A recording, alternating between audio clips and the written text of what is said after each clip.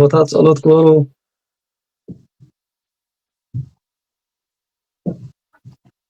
መምረ ምሕረታብ ወይዘሮ ማርያም ተጠዋይ ብሎ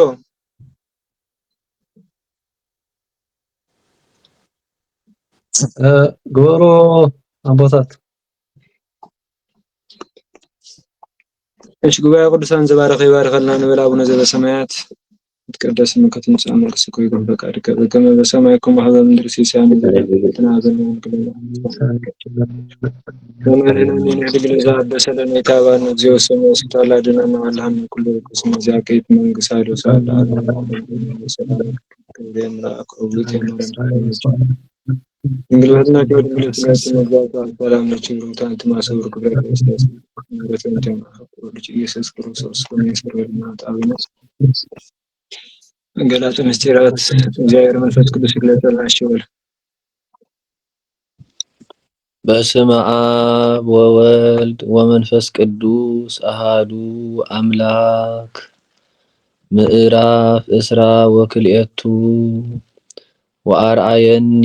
ፈለገ ዘማየ ሕይወት ጸዓዳ ከመበረድ ጸዓዳ ከመበረድ ከዚህ በኋላ እንደ በረድ የጠራ የህይወትን እንደ በረድ የጠራ የህይወት ውሃ የሚፈስበትን ወንዝ አሳየኝ። በድሕርዚ ከንበረድ ጻዕዳ ዝኾነ ናይ ህይወት ማይ ዝውሕዞ ወሓይዝ ወይ ከዓ ዝፈሰሉ ወሓይዝ አርአየን በለ ልጅነት የሚገኝበት የሚሰጥበት ግብ ገለጠልኝ ሲል ነው ይሉ ውልድነት ሀብተ መንፈስ ቅዱስ ዝግለጸሉ ግብሪ ገለጸለይ ምስጢር ገለጸለይ ይብል ማይ ህይወት ዝወሎ ውልድነት ሀብተ መንፈስ ቅዱስ እሺ ወይወፅ እምነ መንበሩ ለእግዚአብሔር ከእግዚአብሔር ከመንበሩ እግር ይወጣል አለ ከጌትነቱ ይሰጣል ሲል ካብ ዝፋኑ ካብና ጌታ መንበር እግሪ ወይ ካብ ዝፋኑ እግሪ ይወፅእ በለ ካብ ጎይትነቱ ይወሃብ ንኽብል እዩ። ወስልጣነ በግኡ ወስልጣነ በግኡ በበግኡም ስልጣን ይሰጣል ይሉ በግኡ እቲ ካብቲ ናይቲ ገንሸል ስልጣኑን ይወሃብ በለ አንድም በበግኡ ስልጣን ከእግዚአብሔር ከጌትነቱ ይሰጣል ወብናይ እቲ ገንሸል ብናይ ጌታ ስልጣን ከእግዚአብሔር በለ ካብ ሓድነትን ሰለስትነቱን ከጌትነቱ ካብ መለኮቱ ካብ አምላክነቱ ካብ ስልጣኑ ይወሃብ ወይውህዝ ማእከለ መርህባ በአደባባይዋ በስቶ ሲወጣ እዩ ወይም በአደባባይዋ በስቶ ይፈሳል ካብ አደባባያ ከመንግስተ ሰማያት ማለት እዩ በዚህ ይፈስስ በለ በመንግስተ ሰማያት በስቶ ይሰጣል ኢሉ መንግስተ ሰማያት በዚሁ ይወሃብ ወእምለፍየኒ ውእቱ ፈለግ ከመንበሩ ወዲህ ወንዝ አለ ካብቲ ዙፋኑ ወይ ድማ ፊት ለፊት ወይ ካብቲ ዙፋኑ ፊት ናይቲ ዙፋኑ ከመንበሩ ወዲህ ወንዝ አለ ማለት ካብቲ ዙፋኑ ናብዚ እንታይ አሎ ወሓይዝ አሎ ወእምከሃሁኒ እፀ ሕይወት ወእምከሃሁኒ ከዙፋኑ ከመንበሩ ወዲያ እፀ ሕይወት አለ ካብ ዙፋኑ ናብዚ ወሓይዝ አሎ ይብል ዮሐንስ ወልደ ነጎድጓድ ኣብ መወዳእታ ራእዩ ምዕራፍ 22 ክገልጽ እንከሎ ስለ ውልድነት ሀብተ መንፈስ ቅዱስ ስለ መንግስተ ሰማያት ንምእመናን እትወሃብ መንግስተ ሰማያት ከረድእ እንከሎ እዩ ስለዚህ ካብ ዙፋኑ ናብዚ ወሓይዝ ረአሁ ኪኖቲ ካብ ዙፋኑ ናፍቲ ይብል ንሱ በቲ ዝረአዮ ዘሎ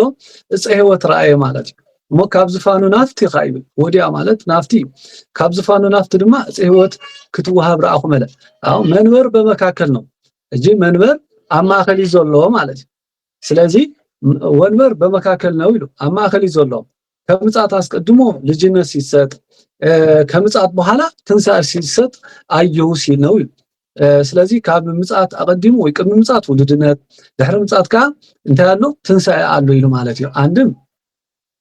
ወእምለፍየኒ ውእቱ ፈለግ ወእምከሃሁኒ ዕፀ ሕይወት እወ ከዕፀ ሕይወት ወዲህ ምን አለ ወንዝ አለ ከወንዝም ወዲያ ዕፀ ሕይወት አለ እዩ። ካብ ዕፀ ሕይወት ናብዚ እቲ ወሓይዝ ኣሎ ካብ ወሓይዝ ናፍቲ ድማ ዕፀ ሕይወት ኣሎ እዩ። አነጋገራ ምስጢር እዩ። ስለዚህ ዝድማ እንታይ ኢሉ ከትንሣኤ አስቀድሞ ልጅነት አለ ከልጅነት በኋላ ትንሣኤ አለ እዩ። ቅድሚ ትንሣኤ እንታይ ኣሎ ውልድነት ሃብተ መንፈስ ቅዱስ በ40 ድሕሪ ውልድነት ከ እንታይ ኣሎ ተልና ትንሣኤ ዘለ ሕይወት ትንሣኤ ዘለ ክብር ኣሎ ማለት እዩ። አንድም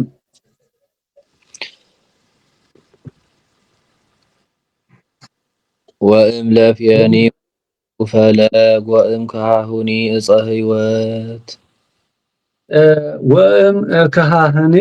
ወእምከሃሁኒ ዕፀ ሕይወት እሺ ከወዲያኛው ወንዝ ወዲህ ይሉ ከወዲያኛው ወንዝ ወዲህ ዕፀ ሕይወት አለ ከወንዙ ወዲያ ምና ከዕፀ ሕይወቱ ወዲያ ምንድነው ከወንዙ ወዲያ ዕፀ ሕይወት አለ እጂ ክልቲ አገላልጻ ሓደ እዩ። ካብቲ ማዕዶ ዘሎ ወንዝ ወሓይዝ ናብዚ እንታይ ኣሎ ዕፀ ሕይወት ኣሎ ኢሉ መልሹ ከወንዙ ወዲያ ኢሉ ካብቲ ወሓይዝ ናፍቲ ድማ እንታይ ኣሎ ዕፀ ሕይወት ኣሎ ኢሉ ክልቲ ሕጂ እንታይ ኢሉ ክትርጉሞ ከሎ ምስጢር ስለዝደለየ መተርጉም እዩ። ድሕሪ ተወሓይዝ ቅድሚ ተወሓይዝ ዘሎ ቅድሚ ተወሓይዝ ድሕሪ ተወሓይዝ ማለት እዩ። እንታይ ኣሎ ዕፀ ሕይወት ኣሎ በለ ኢሉ ከደገኛው ክብር የአረወኑ ክብር አለ ከአረወኑ ክብር ደግሞ ምን አለ ደገኛው ክብር አለ ይሉ ማለት እዩ። ካብቲ አቀዲሙ ካብቲ ደገኛው ክብር ማለት ካብቲ ዓቢ ክብር ማለት እንታይ እሱ አሞዳታ ነው ሃቤ የሚባል ቃል ሕይወት ናይ ዘላለም መንግስተ ሰማያት ምውራስ ማለት እዩ። ስለዚህ ካብቲ መወዳእታ ዝህቦ አክሊል ወይ ድማ ክብሪ አቀዲሙ የአረወኑ ማለት ኣብዚ ምድሪ እንከለው ንቅዱሳን ነቶም ናይ እግዚአብሔር ቅዱሳን ወይ ጻድቃን ዝውሃብ ክብሪ ማለት እዩ። እዚ ማለት ብንጽህናው ብቅዱስናኦም እግዚአብሔር ዝውም ክብሪ ወይ ድማ ጣዕሚ መንግስተ ሰማያት ኣብዚ ምድሪ ከለው ናይ መንግስተ ሰማይ ወይ ድማ ምስጢር ናይ ሰማያት ክገልጸሎም ከሎ ከምዚ ሊቀ ዲያቆናት እስጢፋኖስ ወሪኡ እንታይ ዝበለ ወሪኡ ሰማይ ርህቦ ዝበለ ሰማይ ተከፊቱ ረአኹ በለ ሰማይ ዝዕጾ ዝፈትል ይኮነን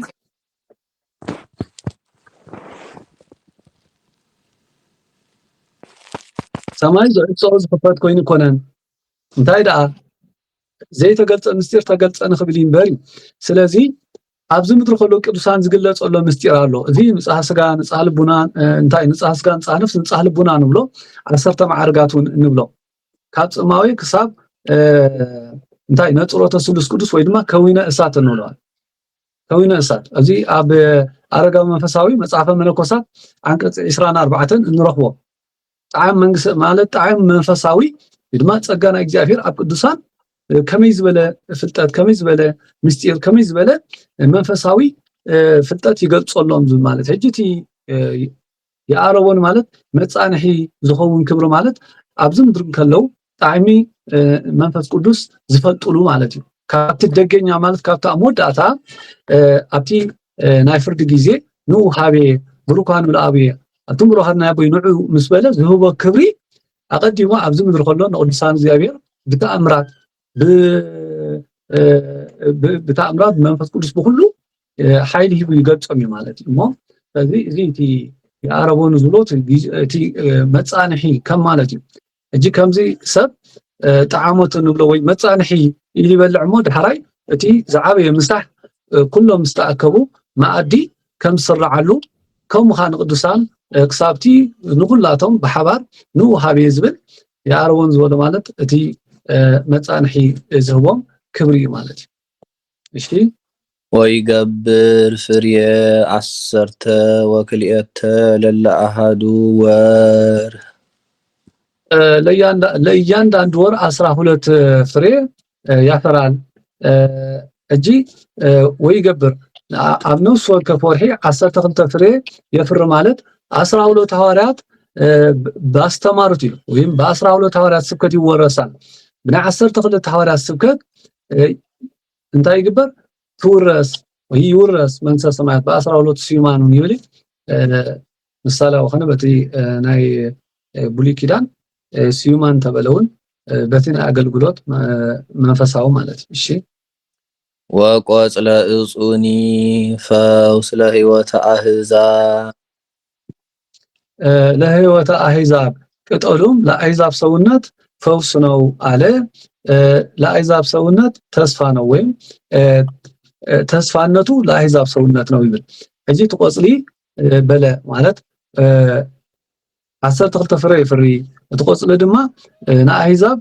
ሰውነት ፈውስ ይሉ እጂ በሰምና ወርቅ አገላለጻይ በሰምና ወርቅ አገላለጻይ ዝገለጸሎ ማለት እዩ ጸይወት እንተይልዋስ ግድን እታ ጸይወት እንተያለዋ ማለት እዩ ቆጽለ ለዋ ፍረ ለዋ እጂ ብርግጽ እቲ መንግስተ ሰማያት እንወርሶ እጂ ጸይወት እንታይና ንብል ጸይወት ኢሉ ሰሜን ቅዱስ ክቡር ደሙ ቅዱስ ኤፍሬም እንታይሉ ከፈለና ንብላ እምዕፀ ህይወት ዘውቱ ስጋሁ ለክርስቶስ ወደሙ ክቡር ዝኾነ ናይ ክርስቶስ አምላኽና ቅዱስ ዝኾነ ናይ ክርስቶስ አምላኽና ቅዱስ ክቡር ደሙ ማለት እዩ ስለዚ ዕፀ ህይወት ክብል እንከሎ ናብ ምስጢር ተመጺና ቅዱስ ክቡር ደሙ እምበር ተአዳም ዝደልዩ ዝነበረ ኣብ ገነት ካብ ምድሪ ዝበቆለ ወላ ቅዱስ ኳ ይኹን ነታ ጸይወት በልዑ አዳም ከም መላእክትን ዘላለም ከነብር እንተነበረ ነገር ግን በታ ጸበለስ ምክንያት ካ ናይ ሞት ብምምጾም ሞት መጺ ሞናብ ዝምድሪ ስለዚ ከምቲ ብምብላዕ ምክንያት ሞት ዝመጸ ብምብላዕ ድማ ቅዱስ ክቡር ደሙ ህይወት መጸ ኢሉ ስለዚ እቲ ምስጢሩ ናዊ ማለት እዩ እንታይሉ ቆጽሉ ድማ ንአህዛብ ሰውነት ፈውሲ ዝብሎ ዘሎ ናብ ምስጢር ከይዱ እንታይሉ ነቲ ቆጽሊ ተስፋ ኢሉ ማለት ተስፋነቱ ድማ ንአህዛብ ሰውነት ኢሉ ማለት እዩ ስለዚ ንሱ ከምቲ ኩሉ ቤት ምስጢር ንብሎ ማለት እዩ አህዛብ ነሱ ጽጌረዳ ወሶክ ዝተርፈ ባህባ አይሁድ ንብሎ ናይ ዮሐንስ አፈወርቅ ሊቅ ማለት እዩ እሺ ወአልቦ እንከ ርኩስ ወኢምንትኒ ወአልቦ እንከ ርኩስ ወኢምንትኒ እንተልና ምንም እንከ የለባትም ማለት እዩ ምንም እንኳ አበርዚ ብላ ምን መንግስተ ሰማያት ምን ቅዱስ ክቡር ደሙ ጸይወት ኢሉ መንግስተ ሰማያት ጸይወት ኢሉ ስጋ ወደሙ ዝተርጎሙ ማለት ዳሓር ወአልቦ እንከ ርኩስ ተይልኸ ሀጥ ግን ምንም አይወርሳትም ሀጥ ግን አይወርሳኒው ሀጥ አይወርሳኒ ንመንግስተ ሰማያት እጂ ንሓጥ አንደ ይኮነ ጌታ መጺው ከመገሪው ሀጥ ግን አይወርሳኒ ዝብሎ ጌታስ ንሓጥ አንደ ይኮነ ሰብ ዝኾነ ይመጻኩ ጸው ጻድቃነ እንታዳ አላ ሀጣነ ለንስሐ ጻድቃና ከምጾ መጽ እንታዳ ንሓጣና ንስሐ ይኮነን ዝበለ እንታዳ አሉ ዝዳ መተርጉም ነገር ግን ይሉ እንታይሉ ወአልቦ እንከ ርኩስ ወኢምንትኒ እጂ ሀጥ ግን አይወርሳኒ ይሉ አንታይ ማለት እዩ ስለዚ ተነሳያን እቶም ዝተነስሑ እቶም ቅዱስ ክቡር ደሙ ተቀበሉ ይወርሱዋ እቶም ዘይተነስሑ ሀጣን ዝብሎም አበይ ፍካሬ ዘጻድቃን ወዛጣን ኣብዝብል መዝሙር ዘዳዊት ሀጣን ማለት ታይ ማለት እዩ ኢሉ ተርጉሞለይ ቀተልቲ ከሓቲ ዘሞቲ ብሽፍትነት ዝነብሩ ስለዚ እንታይ ማለት እዩ ሀጥ ተባሂሉ ዝነብር ሰብ የለ እንታይዳ ሰብ ኃጢአት ይሰረቅ ብነሳሐ ድማ ይወድ በኃጢአት ይወድ ብነሳሐ ድማ ይተስይሞ ስለዚህ ንስሐ ተሰርዐ ንሓጥ አንደ ይኮነን እዩ ስለዚህ በዚህ መሰረት ንስሐ ፈውሲ መድኃኒት እዩ እንደ ሕርዳ በት ፈውስ ተዘይተፈዊሱ ግን ሓደ ሕክምና ዘይረኸበ ሰብ አሞዳቲ ሞቲ ማለት እዩ ስለዚህ ሰብ ብንስሐ ክሕከም አለው ፍወስ አለው እምበር ወብርግጽ ሀጣን ማለት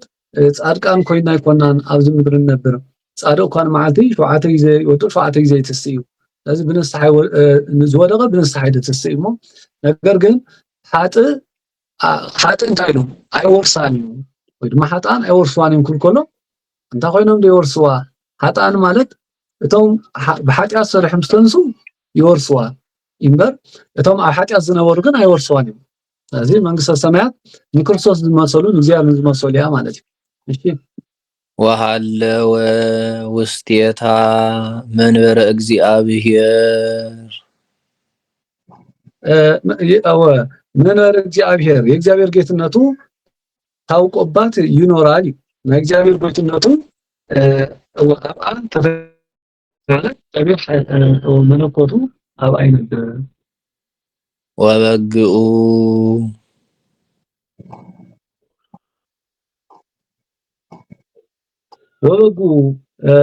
በበጉ ጌትን የበጉም ጌትነት ታውቆባት ይኖራል ማለት ወናይት ገንሸል ጎይትነት ወን አብአ ተፈልጥ ነበር ወይ ከአብአ ጸኔ ነበር ማለት ነው ወኢይከውን መዓት ላይላ አግብርቲሁ ለእግዚአብሔር እለ ያመልክዎ እግዚአብሔርን በሚያመልኩ በምእመናን ላይ ቁጣ የለም አለ ሁሉ መባልን አያገኛቸውም አብለልቶም እግዚአብሔር ዘምልኩ ምእመናን ቁጣ ማለት መዓት የለን ማለት እንታይት መዓት እንተልና ሁሉ ምን ይዝብድ አቆምስ የለን ማለት እግዚአብሔር ስለዘምልኩ እግዚአብሔር ስለፈርሖ እግዚአብሔር ስለዘምልኩ አብለልቶም እግዚአብሔር ዘምልኩ አብለልቶም እግዚአብሔር ፈርሑ ምእመናን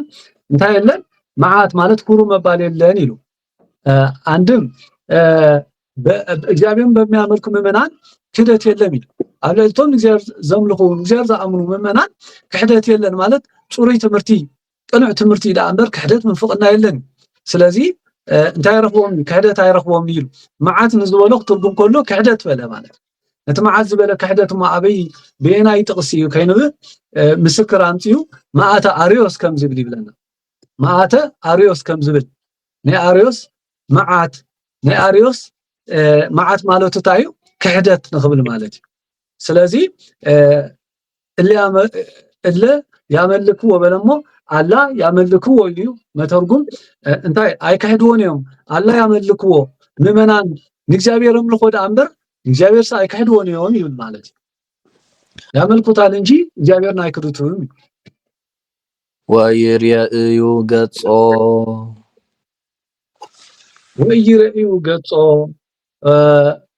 እንታይ ወይርዩ ገጾ ፊቱን ያያሉ ማለት ባለማሎቹ ይሆናሉ ገጹ ይርዩ ማለት አገልግሎቱ መፍቀርቱ ይሆኑ ዳንበር አይካህድዎን እዮም የምልኩዎን ያምኑዎን የፍቅርዎን ይናፍቁዎን ዳንበር ማለት ወስሙ ውስተ ፍጽሞሙ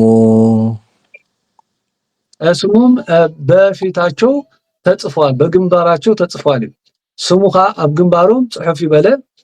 በልቡናቸው ተጽፏል ሲል ነው ገጽ ዝቦሎ ታዩ ገጽ ልቦና ማለት ስሙ ስመ ስላሴ ማለት ስመ አብ ስመ ወልድ ስመ መንፈስ ቅዱስ ጽሑፉ ተፈጽሞ ማለት ኣብ ገጽ ልቦናኦም ተጻሐፈ ይሞ ስለዚህ ይናፍቆ የፍቅርዎ ዳንበር አይካህድዎን እዮም ወአልዎ እንከሊየሊት በእነርሱም ሌሊት የለባቸውም ይሉ አብአቶም ሌሊት የለን ማለት ሌሊት ዝቦለን ታዩ ድንቁርና የለባቸውም ይሉ ድንቁርና ይብለውም እጂ ድንቁርና የለባቸውም ማለት አምልኮተ እግዚአብሔር አለዎም አምልኮተ እግዚአብሔር ወይማ እግዚአብሔር ዝግባ ዝፈጥቶ የሚባል ወኢይፈቅዱ ብርሃነ ማህቶት ወብርሃነ ፀሐይ የመብራትን ብርሃን የፀሐይን ብርሃን አይሹም አለ ከሰው የሚገኘውን ዕውቀት አይሹም ወናይ ፋና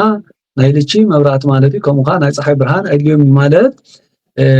ናይ ሰብ ፍልጠት ካብ ሰብ ፍልጠት አይደሊኖም ሕጂታ ማለት ካብ ሰብአዊ ዝኾነ ማለት ካብ ምድር ዝተረኽበ አይደሊኖም ምክንያቱ ጌታ ሰማያዊ ዝኾነ ትምህርቲ ሰማያዊ ዝኾነ ቃል እግዚአብሔር ሂብና ይሞ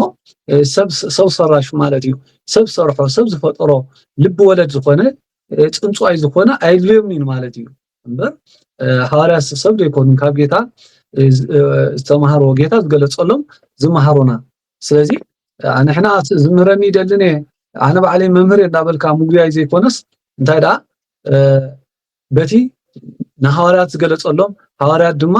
ንቦታትና ዝማሃሮም ኣቦታትና ካዘጽንሑልና ኮሚዩ ብትውፊት እዩ ቃል እግዚአብሔር ብቅብብል እዩ ምክንያት መጽሐፍ ቅዱስ ብቅብብል እዩ ኩሉ ቃል እግዚአብሔር ብቅብብል እዩ ማለት እዩ ካብ ጌታና ሐዋርያት ከሐዋርያት ናብቶም ሐዋርያን አበው ከሐዋርያን አበው ናብ ሰለስቱ ምዕት እንዳበለ ብቅብብል ማለት እዩ ስለዚ ቅብብል ዘይብሉ አገልግሎት የለን ስለዝኾነ ነቲ ካብ ሰማይ ዝተገጸ አምበር ሰብአዊ ማለት ምድራዊ ልብ ወለድ አይኮነን መባል እሺ እስመ እግዚአብሔር ያበርህ ላዕሌሆሙ እግዚአብሔር ያስተምራችሁ ይገልጥላችኋል ወይም ዕውቀታቸው እግዚአብሔር ነውና ማለት እግዚአብሔር ዳ ዝገልጸሎም ወይ ከእግዚአብሔር ዝገልጸሎም ይዳምበር ልብ ወለድ ወይ ፊክሽን ሰብ ሰርሖ ሰብ ዘምጽ ይኮነን ስለዚህ በዚህ ሐቀኛ ፍጥረት እግዚአብሔር ዝገልጸሎም ጉጸን የሚነብሩ ወይነግሱ ለዓለም ዓለም ለዓለም ዓለም ለዘላለሙም ወነግሰው ይኖራሉ ለዘላለም ካ ነግሰው ማለት ከቢሮም ይኖሩ ማለት አመንግስተ ሰማያት ምስ እግዚአብሔር ለዘላለም ከቢሮም ይኖሩ ወይቤለኒ ዝክቱ ቃለ ጽድቅ ወመሃይም እግዚእነ ቃለ ጽድቅ ቃለ የታመነ ወይቤለኒ የታመነ አካላው ቃል ጌታችን ኢየሱስ ክርስቶስ መጀመሪያ ቃለ ጽድቅ እግዚእነ የስተአመነ እሙዝ ሆነ ይሉ አካላው ቃል ጎይታ ወእግዚአብሔር አምላክነ ወፈጣራችን እግዚአብሔር አብ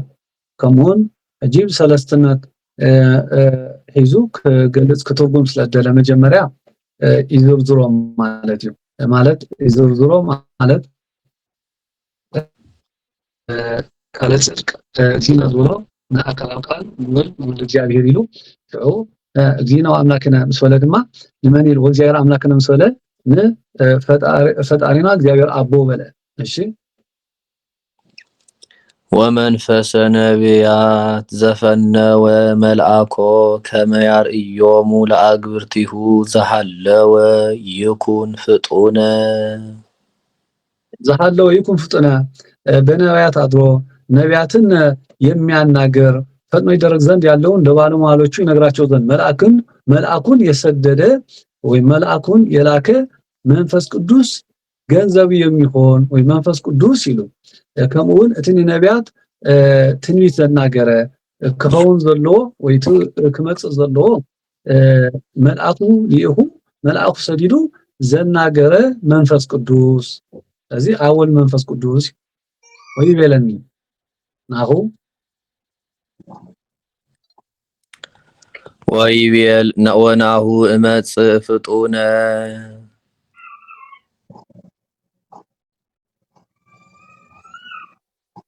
ወናሁ ይቤለኒ እመጽእ ፍጡነ ነው ፈጥኛ መጣለሁ አለኝ ነው ቀጥፈህ መጽእ በለኒ ወመን እቲ የታመነ እሙን ዝኮነ ኪዳኑ ጽኑዕ ዝኮነ እሙን ዝኮነ ቃለ ጽድቅ ይሎ ጌታ ቃለ ጽድቅ እግዚእነ እሙን ዝኮነ አካላው ቃል ጎይታና ኢየሱስ ክርስቶስ በሐሙስ ዕለቶም ፈቃለ ዕለት ተወለድ ወለተ ከይሉ ካብ ሰዓት ካብ መዓልቲ ከዓመቱን ዓመት ምንም ከይጉደለ ኣብ ሰዓቱ ኣብ ግዚኡ መጽኡ ዘድሓነና ከምኡውን ፈጣሪና እግዚአብሔር አቦ አምናህና እግዚአብሔር አቦ ፈጣሪና አውል መንፈስ ቅዱስ ነገር ግን አገላለጽ ማለት እዩ እግዚአብሔር አምላክና ዝወሉ ሓር መልሹኻ ኣብ ነቢያት ሓዲሩ ትንቢት ዘናገረ እተኸውን ዘለውን መልአክ ሰዲዱ ዝነገረ መንፈስ ቅዱስ ፈለሞ አንድም በሓደ ወገን ንባብ ወይቤለኒ እመጽእ ፍጡነ ወይቤለኒ እመጽእ ፍጡነ ቃለ ጽድቅ ወይቤለኒ እመጽእ ፍጡነ ቃለ ጽድቅ ወይቤለኒ ዝግቱ ቃለ ጽድቅ ወመሃይም እግዚእነ ወእግዚአብሔር አምላክ ወመንፈሰ ነቢያት ዘፈነወ መልአኮ ከመያር ኢዮሙ ለአግብርቲሁ ዘሃለወ ይኩን ፍጡነ ወናሁ እመጽእ ፍጡነ ወመጀመሪያ ንስላሴ ሂቡ ምስጢር አወል መንፈስ ቅዱስ አንድም ይሉኻ ንመን ሂቡ ንወልድ እግዚአብሔር ቀጥታ ሁሉ ማለት ነው ንወልድ እግዚአብሔር ሂቡ ከምዝበለ ወይበለን ዝብቱ ቃለ ጽድቅ እግዚእነ የታመነ አካላው ቃል ጌታችን የታመነ አካላው ቃል ጌታችን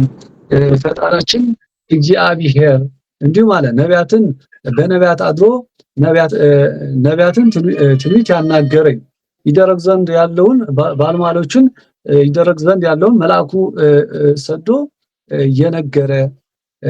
የነገረ መንፈስ ቅዱስ ገንዘቡ የሚሆን አካላው ቃል ፈጣራችን አምላካችን ኢየሱስ ክርስቶስ ወይበለን ፍጡነ መጽእ ነው ፈጥኜ እመጣለሁ አለ እጂ ኩሉን አብ ጌታ ይቡ ማለት ነው። እቲ ዝተአመነ ቃለ ጽድቅ ዝተአመነ ወይ እሙን ዝኾነ አካላው ቃል ጎይታና ኢየሱስ ክርስቶስ ወይ ጎይታና ፈጣሪና አምላክና ከምኡውን ኣብ ነቢያት ሓዲሩ ትንቢት ዘናገረ ክመጽእ ዘሎ ብመልአክ ሰዲዱ ዘናገረ መንፈስ ቅዱስ ገንዘቡ ዝኾነ አካላው ቃል ከም ዝበለኒ ፍጡነ መጽእ ነው ፈጢነ ብቅልጡፍ መጽእ ኣለኹ በለኒ ወብፁዕ ዘያዕቅብ ቃለ ተነብዮቱ ለዝንቱ መጽሐፍ በዚህ መጽሐፍ የተጻፈውን የሚጠብቅ ሰው ንዑድ ክቡር ነው አለኝ። ኣብዚ መጽሐፍ ዝተጻፈ ዝዕቅቦ ዝሕልዎ ሰብ ንዑድ ክቡር ይበለኒ። መጽሐፍ ደግ ከሆነ በጀመረው መጨረስ ልማድ ነውና እንታይ በለ ወዘያዕቅቦ ለዝንቱ በለይሉ። ስለዚህ ነው ኣብዚ መጽሐፍ ዝተጻፈ ዝሕልዎ ዘበለ ንዑድ ክቡር እዩ በለሞ መጽሐፍ ክቡር ወይ ቅዱስ እንተኮይኑ በቲ ጀምሮ ክፍጽም ልማድ እዩ እሞ ዘያዕቅቦ ለዝንቱ በለ ወይ ብፁዕ ዘያዕቅብ በለ እዩ። ወአነ ዮሐንስ ዘርኢኩ ወዘሰማይኩ ዘንተ ሰገድኩ ቅድመ እገሪሁ ለውእቱ መልአክ ዘአርአየኒዮ ለዝንቱ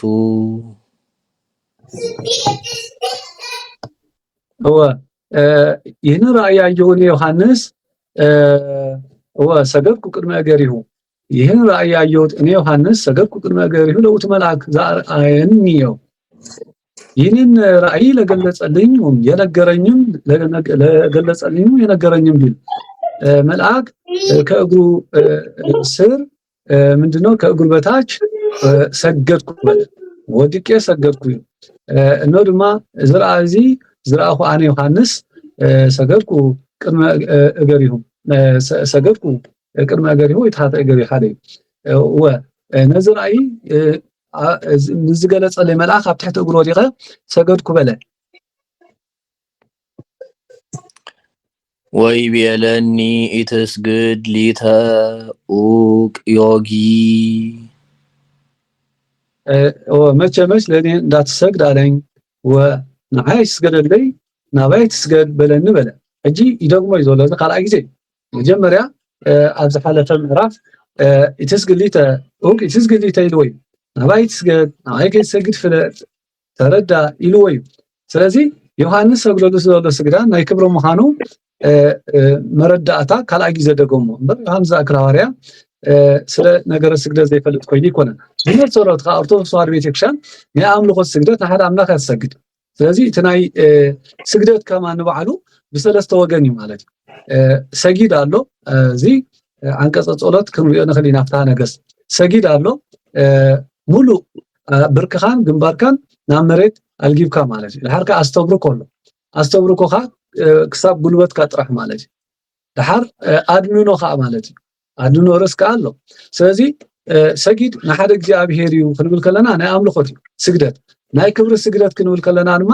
ንቅዱሳን ንጻድቃን በብማዕርጎም በብክብሮም ማለት እዩ። ስለዚ ኣብዚ ዮሐንስ ከምኡ ከዓ ኣብ ግብረ ሐዋርያት ከዓ ናይ ቅዱስ ጴጥሮስ ምስ እንርኢ እቲ ስግደት ናይ ክብሪ ምዃኑ ንፈልጥ ማለት እዩ። እሺ ስለዚ ኡቅ ኢትስግድ ሊተ ኡቅ ዮጊ እጁ ናባይ ከይትሰግድ ብሎ እሺ ገብረ አጋእስቲ ከአነ እኔ የጌቶች የስላሴ ተገዢ ነኝ ናይ ጎይታኻ ወይ ናይ ጎይቶትካ ናይ ስላሴ አገልጋሊ ባሪያ አገልጋሊ ጉዚኤ ብል የስምዕ ማለት እዩ። እሺ ወዘአሃዊ ከነቢያት የወንድሞች የነቢያት የሐዋርያት ጌቶች የሆኑ የሥላሴ ተገዢ ነኝ ከሙን አሕዋትካ ናይ ነቢያት ሐዋርያት ጎይቶት ዝኾኑ ናይ ሥላሴ አገልጋሊ ሞ ኡግሊተ ይብል ወዘእለ ያዕቅቡ ቃለ ዝንቱ መጽሐፍ በዚህ መጽሐፍ የተጻፈውን በዚህ መጽሐፍ የተነገረውን የሚጠብቁ የምእመናን ጌቶች የሥላሴ ተገዢ ነኝ ኣብዚ መጽሐፍ ንዝተጻሕፈ ዝሕሉ ናይ ምእመናን ጎይቶት ናይ ሥላሴ እንታይ አገልጋሊ ናይ ሥላሴ አገልጋሊ አንድም የወንድሞች የነቢያት ሐዋርያት ባልደረባ የሚሆን እኔ የሥላሴ የጌቶች የሥላሴ ተገዢ ነኝ ናይ ነቢያት ሐዋርያት እንታይ ዝኾንኩ ባልደረባ ማለት ከም መሳርሕቲ መታዓይቲ ማለት ስለዚህ ምስአቶም ሓቢረ ዝዓይ ምስአቶም ሓቢረ ንእግዚአብሔር ዘገልግል ናይ ሥላሴ አገልጋሊ ይብል በዚህ መጽሐፍ የተነገረውን የሚጠብቁ የምእመናን ባልደረባ የሚሆን የጌቶች አገልጋይ ነው ይብል መልሽውን ኣብዚ መጽሐፍ ዝተጻሕፈ ዝሕሉ ናይ ምእመናን ጎይቶት ናይ ሥላሴ አገልጋሊ ናበለ መተርጉም አቃኒ ትርጉም ማለት ነው ምክንያቱ መረዳቱ እንታይ እዩ ዋና ነገር ፈሊጥካ ተረዲኢኻ ክሰግድ ከም ዝግባእካ ሰብ ስቂሉ ኣብ ዝኾነ ካብ ኦርቶዶክስ ወፃውን እኮ ስግደት እንሰግድና ዝብሉ ይህሉ እዮም ነገር ግን ናምን ይሰግዱ ናይ ባዕሎም ናይ ኣምልኾት ናይ ባዕሎም መግለፂ ይህልዎም እዮም ግን ሓደ እግዚአብሔር ንሱ ድማ ኦርቶዶክስ ቤተክርስቲያን ትምሮ ሓቀኛ ሰማይ ምድርን ፈጠረ እግዚአብሔር ኣብ ዳሕራይ ዘመን እውን ብስጋ ዝተገልጸ ስለዚ ዮሐንስ ወልደ ነጎድጓድ ብዝግባእ ትምህርቲ ሃይማኖት ዝፈልጥ ትምህርቲ ሃይማኖት ብዝግባእ ዝተረድአ ካብ ሐዋርያት እቲ ዝረቐቐ ቃል እግዚአብሔር ዝመሃረ ንመናፍቃን ከም ሞደሻ ዝቅጥቅጥ ቀዳሚው ቃል ውእቱ ቃል ሀብ እግዚአብሔር ውእቱ ወእግዚአብሔር ውእቱ ቃል ናበለ ቀዳሚው ቃል ደረቅ መሰጻሩ መስተቃርን ዘይብሉ እንታይ ይሉ ንመናፍቃን ከም ሞደሻ ዝቅጥቅጥ ቃል እግዚአብሔር ዝመሃረ ወልደ ነጎድጓድ ዮሐንስ ማለት እዩ ወቱ ቃል ስጋ ኮነ ዝበሎ ተዋህዶ ወይ ቃል ስጋ ኮነ ዝብል ዝመሃረ ስለዚህ እዚ ዝኣክል አቦ ዝኣክል ሐዋርያ ንመን ይስገድ ንመን ዘይስገድ ዘይፈልጥ ኮይኑ ይኮነ ስለዚህ ኣብዚ ብዙሕ ምስጢር ክብሎ ንኽእል ኢና ቀዳማይ እውን ትሕትና ወላቲ ናይ ክብሪ ተኮይኑን ወልደ ነጎድጓድ ዮሐንስ ብኽብሪ ይመጥቕ ማለት እቲ ነገረ መለኮት ብሰፊሕ ዝመሃረ ኣብ ቀለምሲስ ራእይ ዮሐንስ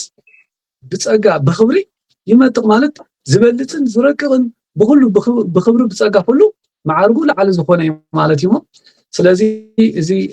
ሓደ ግዜ ቃል እግዚአብሔር ከይበቃዕኻ እውን ባዕሉ ሙሉእ ብሙሉእ ክትርድኦ ኣይትኽእልን ኢኻ ታይራ ብዓቕምና ኢና በቲ ቅዱሳን ኣቦታትና ዝተርጎሙና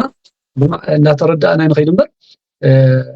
ቃል እግዚአብሔር ረቂቕ እዩ ኣብዚ እንታይ ክብል ደልዩ እቲ መልኣኽ ዝብል ሰፊሕ ምስጢር ዝሓዘ እዩ ማለት እቲ ሓደ ወገን ብካልእ እውን ናይ ትሕትና እቲ መልኣኽ እውን ወልደ ነጎድጓድ ዮሐንስ ዝኣክል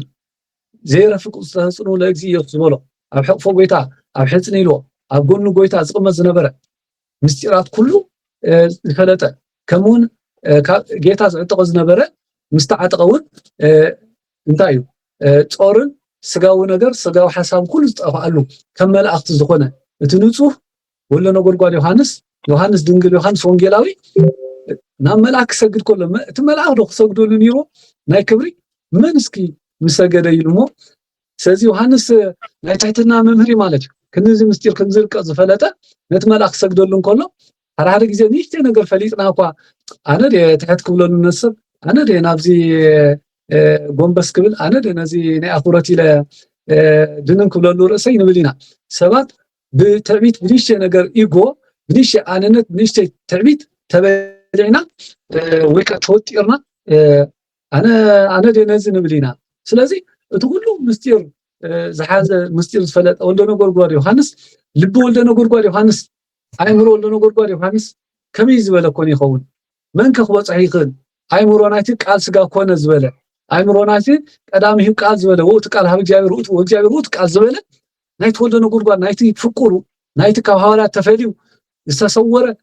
ናይ ወልደ ነጎድጓድ ዮሐንስ ናይቲ ሓሙሽተ ኣብ መጽሓፍ ቅዱስ ሓደ ወንጌል ሰለስተ መለፍቲ ከምኡ ራእይ ዮሐንስ ሓሙሽተ ከምኡ ድማ ተኣምረ ኢየሱስ ጻሕፈ ወልደ ነጎድጓድ ዮሐንስ ጸጋ ከመይ ኮን ይኸውን እቲ መልአክ ንትሕትና ከምዚ ኢልዎ እንተበልናኸ ብከምዚ ዓይነት ተተርጎምና ይኸ ጠሪልካስ ናብ ካልኣይ ትስገዱ ዝብሉ እቶም ውፃን ካብ ኦርቶዶክስ ተዋህዶ ወፃኢ ንኦርቶዶክስ ተዋህዶ ከጸልሙ ንኽስቶ ተምልኾ ብጀካ ሓደ እግዚአብሔር ካልእ ኣይተምልኽና ናይ ኣምልኾት ስግደትካ ብጀካ ሓደ እግዚአብሔር ንኻልእ ኣይሰግድና ቅዱስ ቤተክርስትያንና ምእመናን ኩሉ ማለት ስለዚ ሰጊዱ አምሃ ይደሉ ለስልኪ ይኽብል ከሎ አባ ጆብ ዘጋስጫ እኔታችን ንስእል አድህኖ ከማን ስግደት ይግባእ ክብል ከሎ ናይ ጸጋ ስግደት እዩ ማለት ንቅዱሳን ንስእል አድህኖ ንኩሉ እቲ ዝግበር ኣብ ቤተክርስትያን ካብ ናይ ኣምልኾት ወፃኢ ናይ ክብሪ ናይ ጸጋ ይምበር ናይ ኣምልኾት ንሓደ እግዚአብሔር ጥራሕ ቅዱስ ቤተክርስትያን እናትሰግድ ስለዚ እዚ ናይ መልአክን ናይቲ መልአክን ናይ ወልደ ነጎድጓድ ዮሐንስ ንግግር ዮሐንስ ወልደ ነጎድጓድ ከዓ ተደጋጋሚ እዚ ትሕትና እዚ ስግደት እዚ ናይ ትሕትና ማለት ናይ ክብሪ ናይ ጸጋ ነቲ መልአክ ሰግድ እንከሎ ትሕትናን እንደገና ከዓ ክብሪ ይዘርእ ማለት እዩ ስለዚ ሓፈሻዊ ብከምዚ ክንወድኦ ማለት እዩ ኣብዚ ከም ጸዋት ቀለም ብዙሕ ግዜ መናፍቃን ተደጋጋሚ ስለዘልዕልዎ ንሽተይ መብር ስለዘልየ እሺ ወአንተሰ ለእግዚአብሔር ስግድ ለእግዚአብሔር ስገድ እንጂ እትስገዲ ተኡግዮጊ ወእግዚአብሔር አምላክካ ስገድ አምበር ሞን አባይስ ከይሰግድ ፍለጥ አባይስ አይትስገድ በለ ማለት ወኢትህትም ቃለ ተነብዮቱ ለዝንቱ መጽሐፍ ወኢትህትም በዚህ መጽሐፍ የተነገረውን ነገር አትሰውር አብ መጽሐፍ ዚህ ተነገረ ነገር አይሰውር ማለት አይተህባ አይተሰውሮ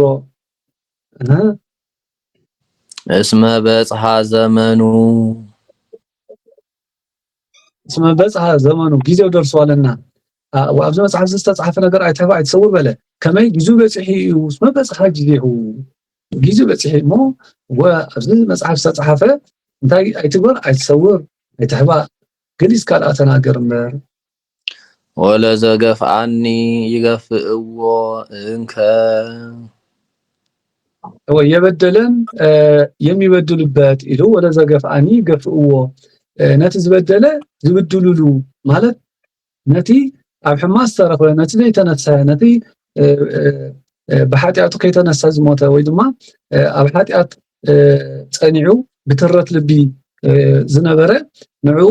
ዝፈርዱሉ ግዜ በጽሒ እዩ ማለት እዩ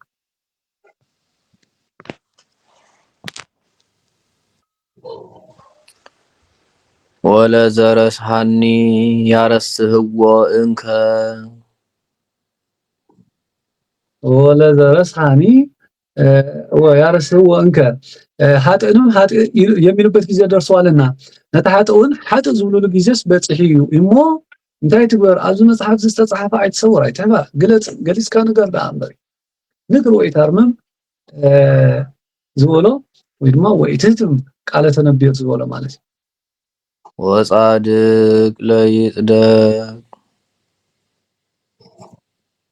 ወጻድቅ ለይጽደቅ ጻድቅን አስበጽድቁ ይሰጡት ዘንድ ወይ ይሰጡት ዘንድ ያገኝ ዘንድ ይብል ነቲ ጻድቅ አስበጽድቁ ዝህብሉ ጊዜ ወይ ምእንቲ ክብዎ ነቲ ዝበደለ ዝብድሉሉ ነቲ ኣብ ሓጢኣት ዘይተነስሕ ማለት እዩ ንዕውን ዋጉ ዝብሉ ነቲ ሓጥእ ዝብሉሉ ጊዜ በጽሒ እዩ ሞ እንታይ ወኢትህት ማለት አይተሰውር አይትሕባ ወንጹህኒ ለይንጻ ወንጹህኒ ለይንጻ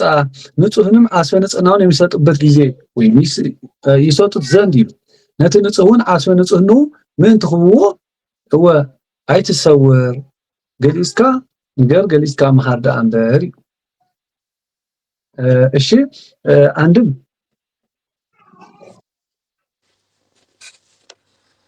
ወለዘገፍአኒ ዘመኑ ወለዘገፍአኒ ገፍእዎ እንከ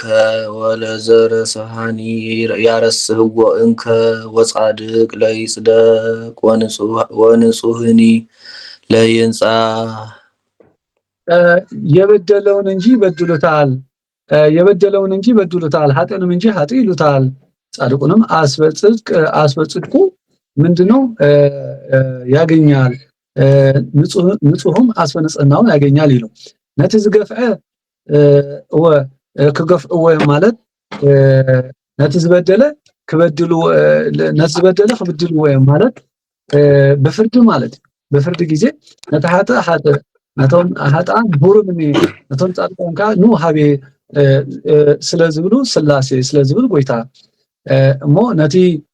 ዝበደለ ክውድሉ ወእምበር ማለት ናኢዱ ዘዘርአይ አር ለቅዱስ ሐዋርያ ጳውሎስ ናብ ሰብ ጋላትያ ወሰብ ዳዝዞር እዩ ዝዓጽድ እምበር እዩ ስለዚ ነቲ ዝበደለ ክውድሉ ወነቲ ኃጥኻ ኃጢኻ ክብሉ ወይም ነቲ ዘይተነስተሐ ማለት እዩ ከምኡ ድማ ነቲ ጻድቕ አስበጽድቁ ክወዮም ነቲ ንጹህ ድማ አስበ ንጹህኑ ክልወዮም መን ስላሴ መን እግዚአብሔር ወናሁ እመጽእ ፍጡነ እነሆ ፈጥኜ እመጣለሁ እነሆ በቁልጥፍ ክመጽእ ይብሎ ተደጋጋሚ መጽእ ፍጡነ በቃ ጌታ ቀልጢፉ ክመጽእ እዩ እሞ ቀልጢፉ መጽእ ካብ ዝብል ክንደይ ገይሩሎ ክንደይ ዘመናት ተቆፂሩሎ ብሕጂኸ ጂ ስለቲ ናይ ምምጻእ ጌታ ስለ ናይ ምጻት ከመይ እዩ ሰብ መጀመርያ ባዕሉ ብሞት ካብዛ ዓለም ተፈልዩ ናብ ጌታ ይኸይድ ብዓብዩ ድማ ጌታ ድማ ናብዛ ዓለም ዝመጸሉ ዳግማይ ምጻት እንብሎ ድማ ኣለይ እሞ እዚ ቀልጢፈ ክመጽእ ይብሎ ወእስየትየኒ ምስልየ ውእቱ ለምእመናን የምሰጠ ዋጋ የባህሪዬ ነው ወይ ከዓ ገንዘብ እዩ ንምእመናን ዝህቦ ዋጋ ማለት ክብሪ ገንዘብ እዩ ወይ ከዓ ናይ ባህሪዬ እዩ ከመ እፍድዮ ለለአሃዱ እምፃ ለለአሃዱ ከመ እፍድዮ ለለአሃዱ ለእያንዳንዱ ዋጋውን ከፍለው ዘንድ ይሉ እዚ ገጥም ማለት እምፃ ለለአሃዱ ከመ እፍድዮ ለለአሃዱ እንታይ እምፃ ከመ እፍድዮ ለለአሃዱ ከመ እፍድዮ እምበር እምፃ ከመ እፍድዮ ለለአሃዱ ከመ እፍድዮ ለእያንዳንዱ ዋጋውን ከፍለው ዘንድ እመጣለሁ ማለት ወንነፍስ ወከፍ ዋጉኡ ማለት ሕማቅ ዝገበረ ዘይተነስሐ ኣብ ሓጢአት ዝነበረ ንመከራ እቲ ዝተነስሐ እቲ ወአብ ሰናይ ኣብ ጽቡቕ መንገዲ ህይወት ዝነበረ ድማ እንታይ ክብሪ ክቦ ማለት ስለዚ ኣብ ልዕሊ ሓጥኣን መከራ ኣብ ልዕሊ ጻድቃን ከዓ ዋጋ ማለት መንግስተ ሰማያት እሺ ወእኮንኖ በከመ ምግባሩ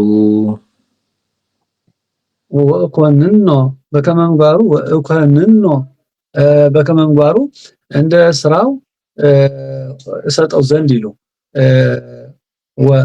በክፉ እፈርድበት ዘንድ ለበጎ እፈርድለት ዘንድ ይብል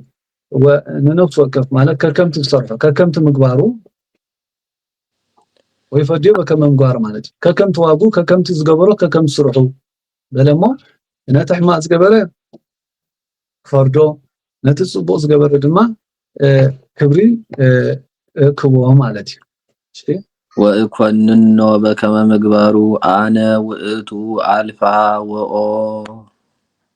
በይን አነ ውእቱ አልፋ ወኦ እዚ መጀመሪያ ተርጉም ዝነበርና ይደግማሉ አነ ውእቱ አልፋ ወኦ አልፋ ወኦ አብ ለወልድ ፋ መንፈስ ቅዱስ ወኦ እኔ ነኝ አብ ወልድ መንፈስ ቅዱስ እኔ አብ ወልድ መንፈስ ቅዱስ እኔ አልፋው አንድም አልፋ ቀዳማዊ ኦ ዳህራዊ አልፋ ወኢሉ አብ ለወልድ ፋ መንፈስ ቅዱስ ኦ እኔ ነኝ አብ ለወልድ ፋ መንፈስ ቅዱስ አወል መንፈስ ቅዱስ እኔ ይበላ አንድም አልፋው ኦ ቀዳማዊ ዳህራዊ እኔ ነኝ ቀዳማዊ ዳህራዊ እኔ ይብሎ ማለት ድማ አልፋው ኦ አብ ለወልድ ፋ መንፈስ ቅዱስ አወል መንፈስ ቅዱስ እኔ ይበለሞ አንድም አልፋው ኦ ሓድነት ሰለስትነት ገንዘብ ዝኸውን ማለት ሓድነትን ሰለስነትን ገንዘበይ ዝኾነ ኣነ እየ አነ ቀዳማዊ ወአነ ደሃራዊ ወቀዳማዊ ዳህራዊ ኣብቲ ኣልፋኦ ኣነ ውእቱ ኣልፋኦ ዝበሎ ኣልፋኦ ኣልፋ ኣነ ማለት ኣልፋ ኣብ ወልድ መንፈስ ቅዱስ ኣነ ኢሉ ስለዚ ሓድነትን ሰለስነትን ገንዘበይ ዝኸውን ኢሉ እሞ ኣነ ውእቱ ቀዳማዊ ኣነ ቀዳማዊ ኣነ ዳህራዊ ኢሉ ወቀዳማዊ ዳህራዊ ኣነ ኢሉ ስለዚ ኣልፋ ያለውን ቀዳማዊ ወ ያለውን ዳህራዊ ኢሉ ኣምጽ ይብል ማለት እንጂ ኣልፋ ወ ቀጥታ ድማ አልፋ ቀዳማዊ ወ ዳህራዊ ይብል አልፋ ይልና ድማ ኣብ ልወልድ ፋቃ መንፈስ ቅዱስ ኣወል መንፈስ ቅዱስ ኣነ እየ ስለዚ አልፋ ወ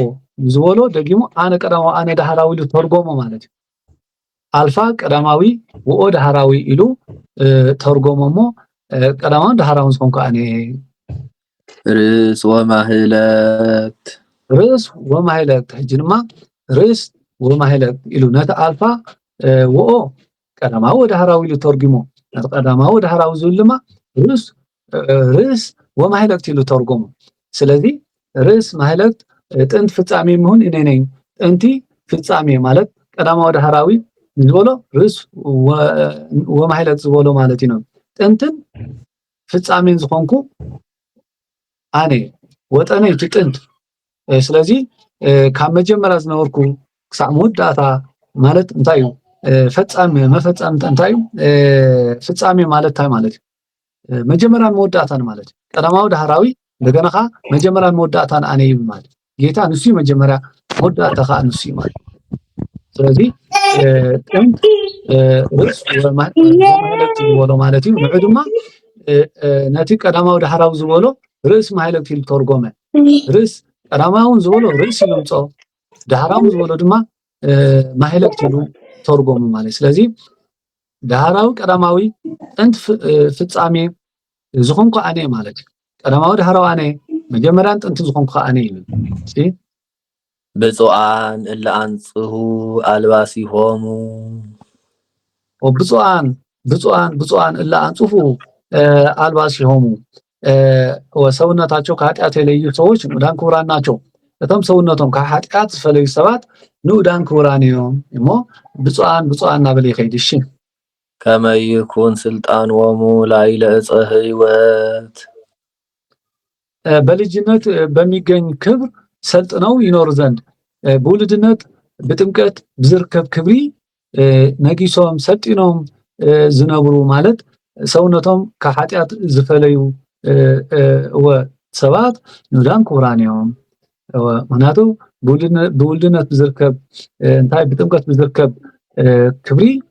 ነጊሶም ወይ ከቢሮም ምእንቲ ክነብሩ ሰውነቶም ከኃጢአት ዝፈለዩ ሰባት ንዑዳን ክቡራን እዮም ወይበውእዋ እንተ አናቅጽሃ ለዛ ሀገር ለዛ ሀገር እላ አንጽሁ ወለይ ባውእዋ ይሉ ይገጥም መጀመሪያ ሓደ ምስጢር ደሊሎ እላ አንጽሁ ወላ ይበውእዋ ለመንግስተ ምንድነው ስራዋን ሰርተው መንግስተ ሰማያትን የሚወርሱ ስራዋን ሰርተው መንግስተ ሰማያትን የሚወርሱ ሰዎች ንዑዳን ክቡራን ናቸው እላ አንጽሁ ወለይ ባውእዋ ናቱ እላ አንጽሁ ዝበሎም ብፁዓን እላ አንጽሁ አልባሲሆሙ ሰውነቶም ከኃጢአት የፈለዩ ማለት መንግስተ ሰማያት ዝበቀ ስራ ሰሪሖም መንግስተ ሰማያት ዝወርሱ ሰባት ንዑዳን ክቡራን እዮም አንድም ከመ ይባኡ ከመ ይኩን ወከመ ይባኡዋ ይብል ከመ ይኩን ወከመ ይባኡዋ ማለት ከመ ይኩን ወከመ ይባኡዋ ከመ ይኩን ስልጣኖሙ ላዕለ ዕፀ ሕይወት ዝበለ ማለት ከመ ይኩን ወከመ ይባኡዋ በልጅነት በሚገኝ ክብር ሰልጥነው የሚኖሩ ስራን ሰርተው መንግስተ ሰማያትን የሚወርሱ ሰዎች ንዑዳን ክቡራን ናቸው እንጂ በውልድነት በጥምቀት በርባዕ ሰማና በጥምቀት ብዝርከብ ክብሪ ገኒኖም ከቢሮም ዝነብሩ ማለት ሰናይ ዘበለ ስራሕ ጽድቅ ዘበለ ስራሕ ሰሪሖም መንግስተ ሰማያት ዝወርሱዋ ንዑዳን ክቡራን እዮም ወይወፅኡ አፍአ ሓምስቱ አክላብ ሓምስቱ አክላብ መጺና ማለት እዩ ናብ መወዳእታ ገጽ እዩ ሓምስቱ አክላብ አምስቱን አክላብ ከመንግስተ ሰማያት አፍአ ወደ ገሃነም ይወጣሉ እቶም ሓሙሽተ ኣክላብ ወይ ኣክልብቲ ካብ መንግስተ ሰማያት ኣፍኣ ካብ መንግስተ ሰማያት ወፃኢ ናብ ዝኾነት ናብ ገሃነመ እሳት ክድርቡ እዮም ናብ ገሃነመ እሳት ክወፁ እዮም እለ ስራይን የሚያደርጉ ስራይ ዝገብሩ ወዘማውያን ስራይ ዝገብሩ ስራይ ዝፍውሱ ሰብ ዝሕምሙ ሰብ ዝቆስሉ በቃ ሰብ ኣብ ልዕሊ ሰብ ብዙሕ ነገራት ሕማቅ ዝገብሩ ለስራይ ኢሉ ፀውዖም እሺ ወዘማውያን ሴሰኞች በለ ዘመውቲ ቀታልያን ነፍስ ገዳዮች ማለት ቀተልቲ ወእለ ያመልኩ አማልክተ ጣዖትን የሚያመልኩ ጣዖት ዘምልኩ ወኩሎሙ እለ ያፈቅሩ ግብረ ሐሰት ነገር ሐሰት ምንድነው ነገር ሐሰት የሚያወሩ ሐሰትን የሚያወሩ ማለት እዚኦም ካ መቸም ሐሰትካ ካብቶም ሓሙሽተ ኣክልብቲ ሓደ ማለት እዩ ካብቶም ከለባት ወይ ኣክላብ ዝበሎም ኣክልብቲ ካብቶም ሓደ እዩ ሓሶት እኮ ምንፍቅናውን ሓሶት ሕተቱን ሓሶት እዩ ናይ ሓሶት እኮ ዝርዝሩ ብዙሕ እሞ እዞም ሓሶት እውን ዝሕስቡ በለ ይወፁ ኣፋ ካብ መንግስተ ሰማያት ወፃኢ ናብ ዝኾነ ናብ ገሃነመ እሳት ክድርጎ እዮም እሺ አነ ኢየሱስ ፈነውኩ መልአክየ ያስምዕለክሙ ዘንተ ለአብያተ ክርስቲያናት ይህን ለእናንተ ለምእመናን ይነግራችሁ ዘንድ መልአክን የላኩ እኔ ኢየሱስ ክርስቶስ ነኝ እዚ ትምህርቲ እዚ ቃል ኣምላኽ እዚ ናባኻትኩም መልአኸይ ዝለኣኩ ወይ ምእንቲ ክትመሃሩ ምእንቲ ክትፈልጡ መልአኸይ ዝለኣኩ ኣነ ኢየሱስ ክርስቶስ እየ አነ ውእቱ ስሩ ዘእምዘመደ ዳዊት ከዳዊት ወገን የሚሆን አለ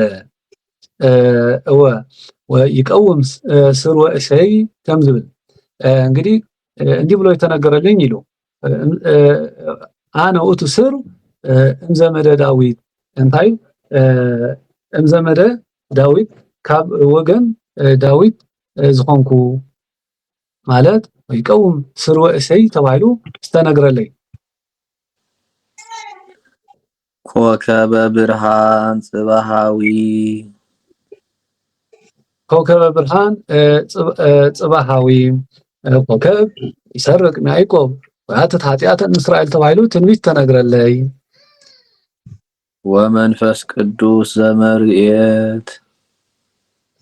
ወመንፈስ ቅዱስ ዘመርኤት በምእመናን ላይ አድሮ የሚኖር መንፈስ ቅዱስ ገንዘብ የሚሆን ምእመናን ሓዲሩ ዝነብር መንፈስ ቅዱስ ገንዘበይ ዝኾነ አነ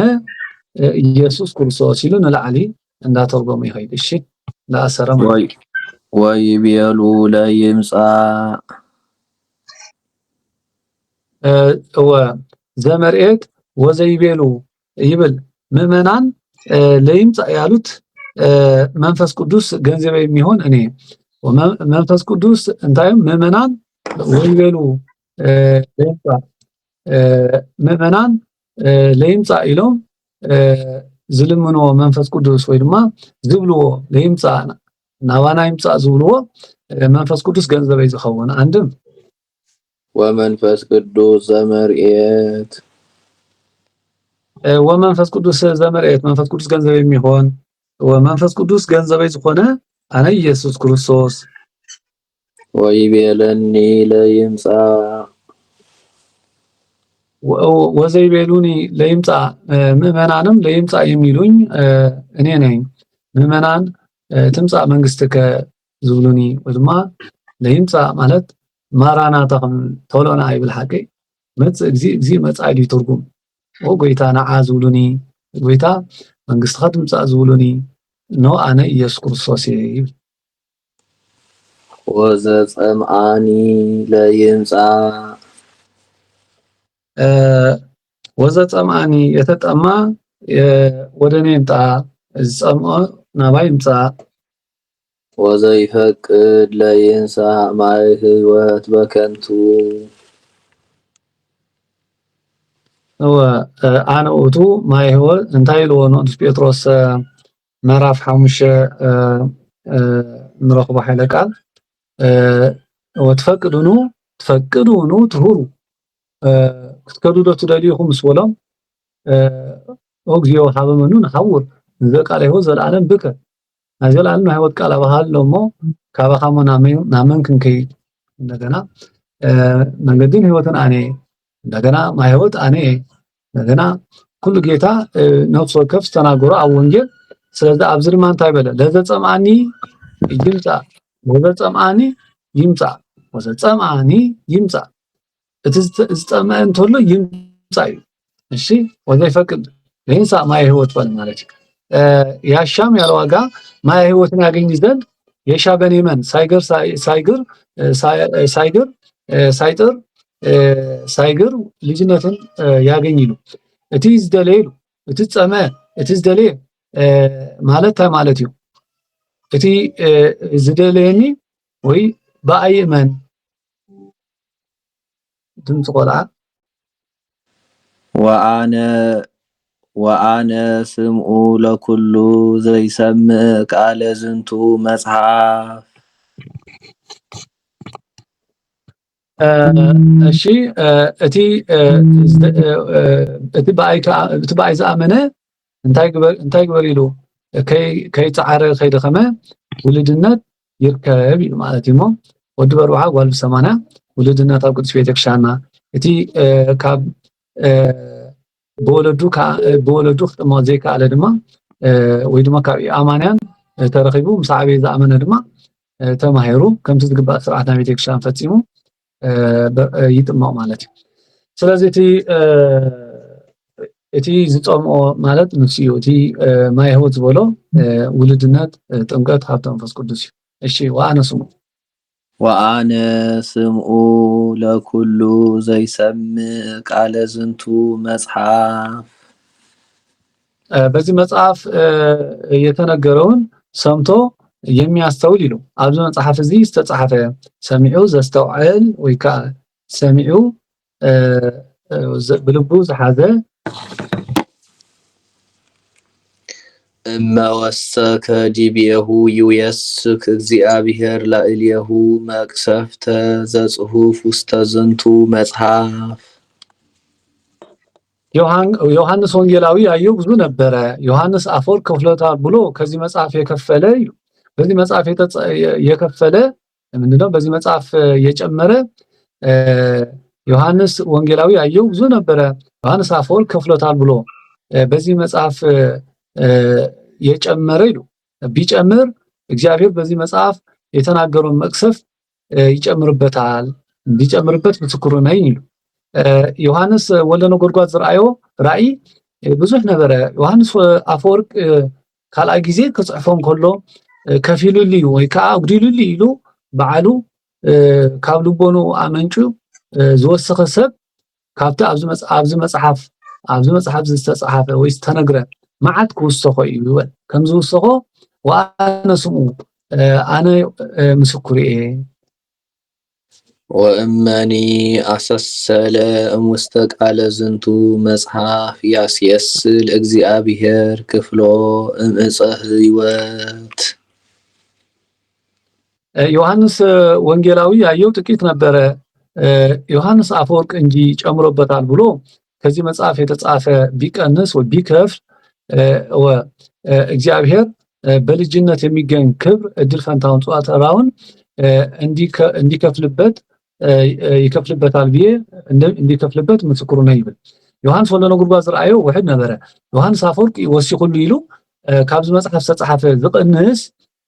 እንሆ ኣብ ዳሕራይ ብውልድነት ብጥምቀት ዝርከብ ክብሪ ክቕነሶ እዩ ወይ ከዓ ክሕደግ እዩ ክቕነሶ እዩ ከም ዝቕነሶ ኣነ ምስክር እየ በለ አንድም ወአነ ስምዑ ለኩሉ ዘይሰምዕ ቃለ ዝንቱ መጽሐፍ ቃለ ዝንቱ መጽሐፍ እመወሰከ ብሓደ እመ ወሰከ ዲቤሁ ይውየስክ እግዚአብሔር ላዕሌሁ መቅሰፍተ ዘጽሑፍ ውስተ ዝንቱ መጽሐፍ። ዮሐንስ አፈወርቅ ያየው ያገኘው ብዙ ነበረ ብሎ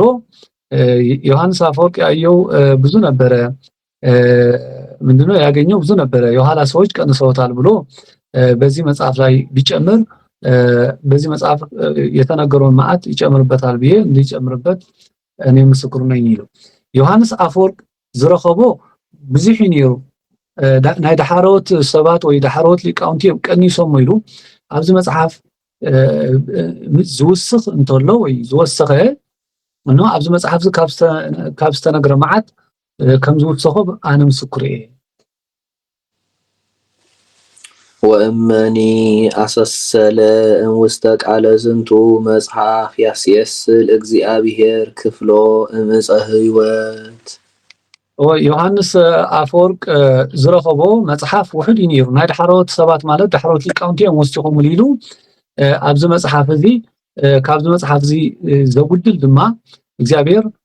ካብቲ ብሉድነት ብጥምቀት ዝርከብ ክብሪ ዳሕራይ ኣብ ግዜ ፍርዲ ካብ ዝርከብ ብሉድነት ብጥምቀት ዝርከብ ክብሪ ክቕንሶ እዩ ወይ ድማ ክኽልክሎ እዩ ካሕድጎ እዩ ከም ዝኽልክሎ ከም ዝኸፍሎ እዩ ከም ዝቕንሰሉ ኣነ ብሓቂ ምናልባት ኣብዚ ብዛዕባ መጽሓፍ ምውሳኽ ዘይምውሳኽ ነዚ ኣብዚ እውን ከም ጥቕሲ ኮይኑ ዝለዓል ኩሉ ግዜ ብፍላይ ካብ ኦርቶዶክስ ተዋህዶ ወፃእ ዝኾኑ ንምንታይ ኢኹም መጽሓፍተይ ከምዚ ጌርኩም ትውስኹ ኣይትወስኹን ኣይኮነን ዝብል ዶ ከምዚ ዶ እንዳበሉ ብዙሕ ስታይ ዝገብሩሎ ማለት ነው ሕጂ እንድሕር ኣይወሰኽ ተተባሂሉስ ድሕር ዮሐንስ ካልኦት ቅዱሳን ጸሓፎ ተላውያን አበው ይኹኑ ማለት ተላውያን ሐዋርያት ማለት ሐዋርያት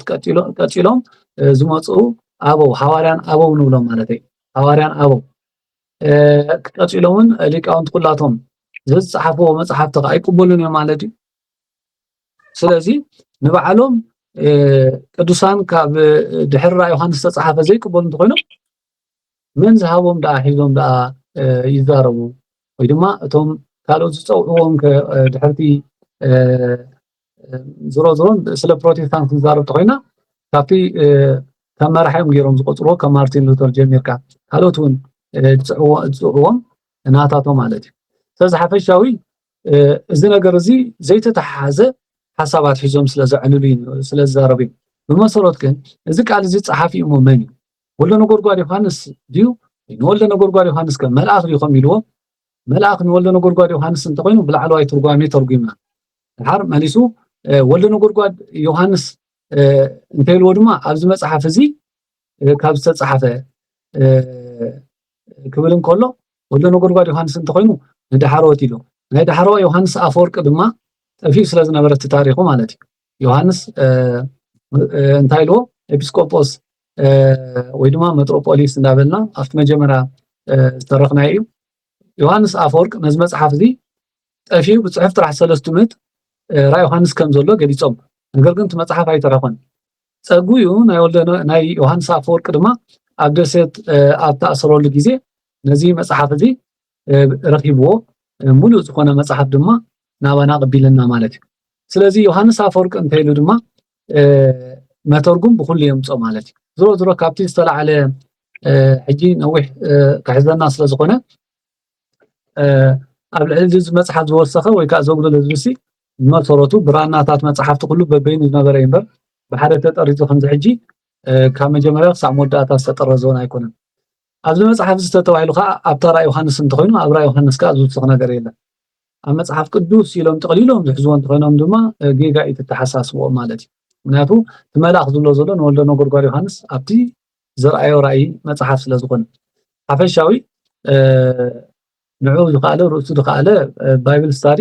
መጽናዕቲ መጽሓፍ ቅዱስ ናይ ገዛእ ርእሱ መብርህ ስለ ዘሎ ግዜ ንኸይንወስድ ግን ኣብዚ እንታይ እዩ መፅዩ ቀለምሲስ እንብሎም ብመሰረቱ 7 ብራና እንዳገበሩ እንዳተጠረዙ እዮም ዝመፁ ነይሮም ድሓራይ ግዜ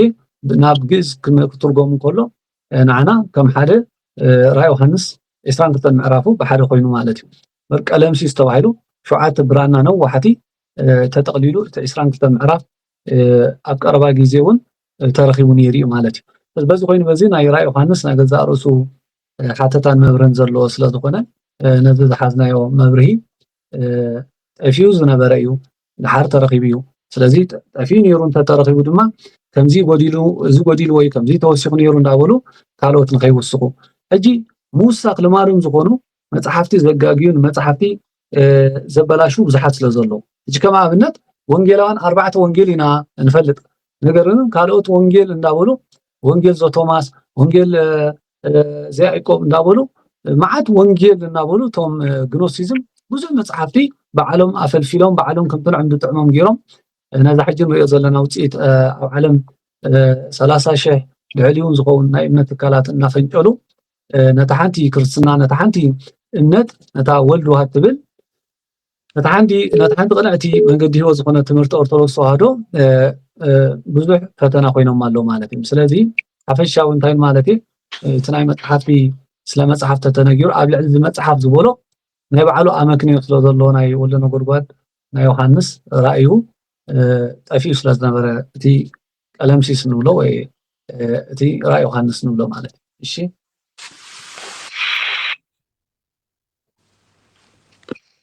ومنها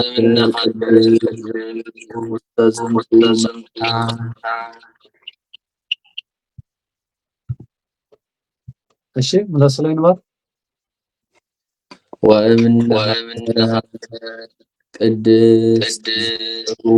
ውስተ ዝንቱ እሺ በዚህ መጽሐፍ የተጻፈች በዚህ መጽሐፍ በተጻፈች በመንግስተ ሰማይ ከሚገኝ ክብር እድል ፈንታውን ጽዋተራውን ይከፍልበታል እንዲከፍልበት እኔ ምስክሩ ነኝ ይብል ኣብዚ መጽሐፍ እዚ ካብ ዝተጻሕፈት ካብ ተቅድስት ሃገር ካብ መንግስተ ሰማያት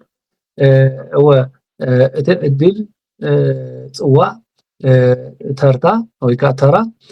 ወይ ከዓ እቲ ዝግብኦ ዝነበረ ወይ ከዓ እቲ ዝጽበዮ ካብ መንግስተ ሰማያት ማለት ኣብ መንግስተ ሰማያት ዝርከብ ህይወት ከም ዝሕድግዎ ከም ዝኽልክልዎ ከም ዝቕንስሉ ማለት ከም ዝሕድግዎ ኣነ ምስክር እየ ይብል ማለት እዩ እዚ ማለት ካብ መንግስተ ሰማያት ከም ዘውፅዎ ከም ትንሱ ኣብዚ ቃል እግዚአብሔር ዘበላሽወን ቃል እግዚአብሔር ዝሓተተን ከምኡ ድማ ንዕኡ ካብቲ መጽሓፍ ህይወት ከም ዝሓቅዎ ካብታ ናይ መንግስተ ሰማያት ዝወሃብ ክብሪ ከም ዘርሕቅዎ ማለት እዩ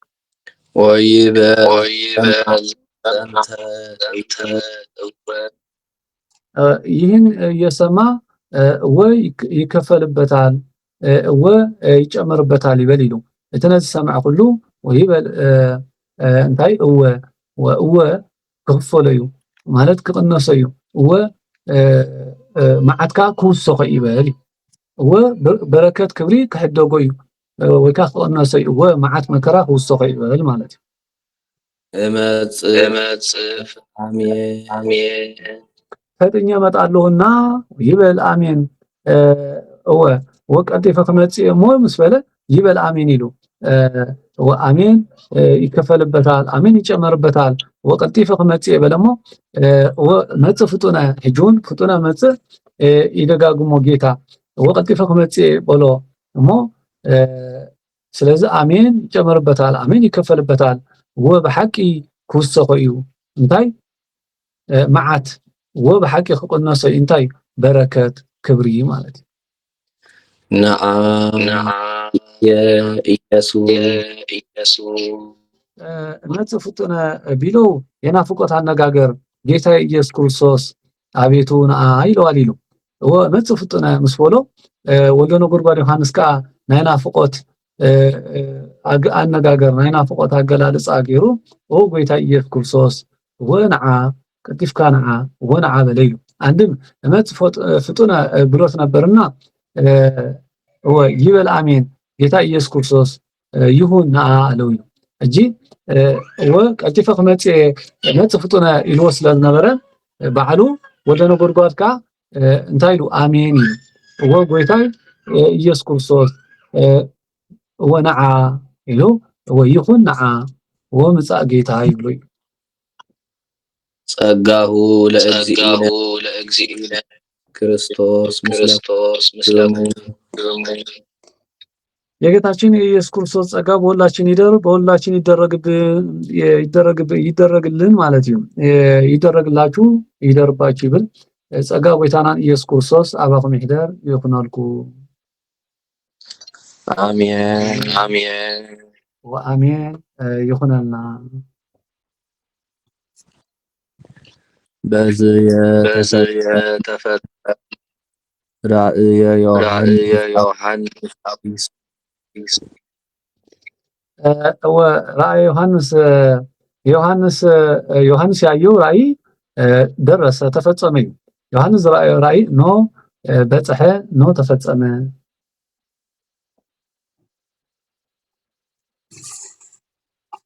አቡ ቀለምሲስ ዘቅቱ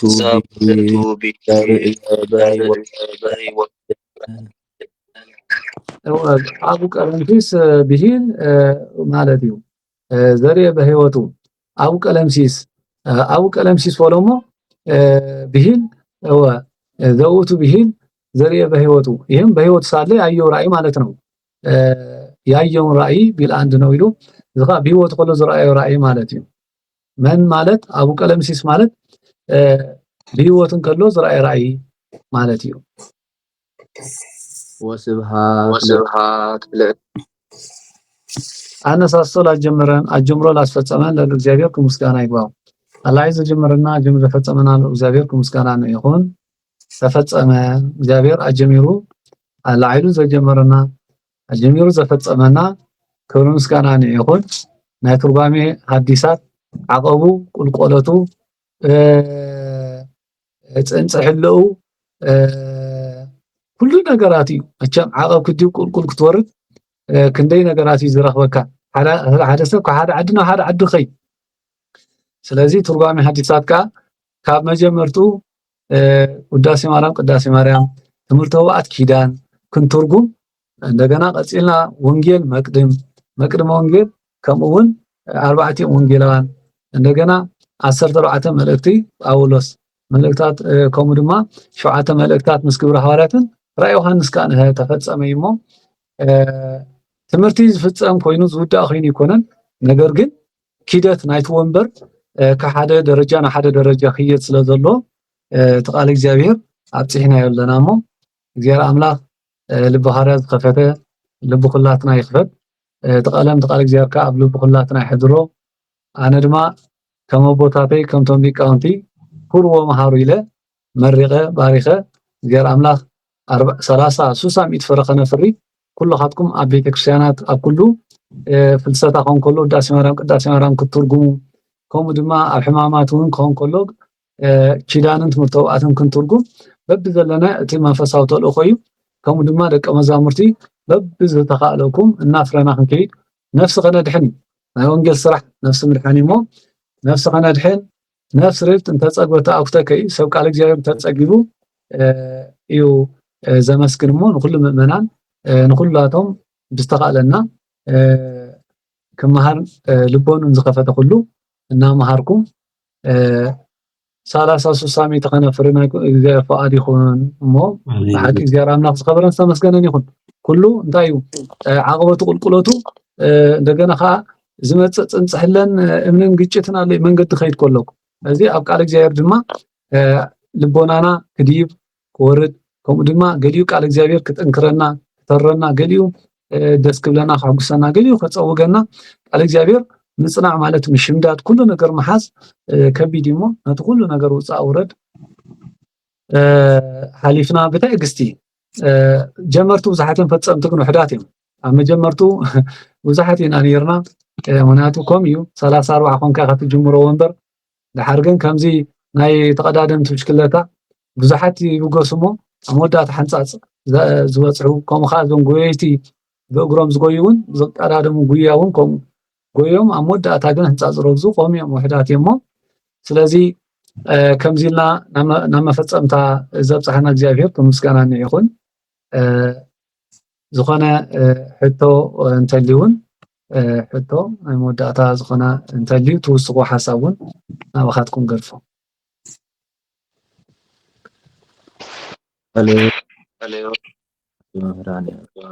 ሃይማኖት ያሰማልን።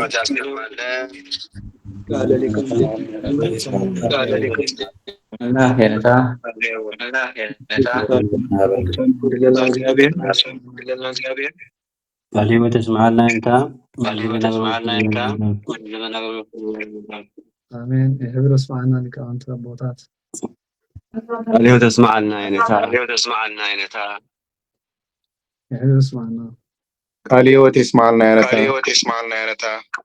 اسمع مهران يدللن. آمين. يحبر اسمعنا.